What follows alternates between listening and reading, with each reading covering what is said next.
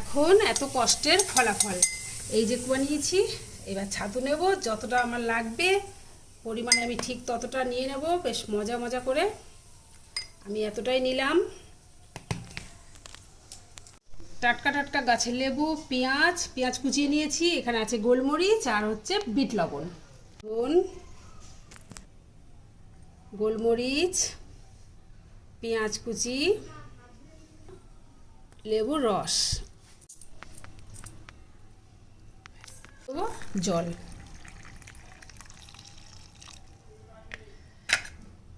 এবার গোলাবো, ব্যাস রেডি হয়ে যাবে।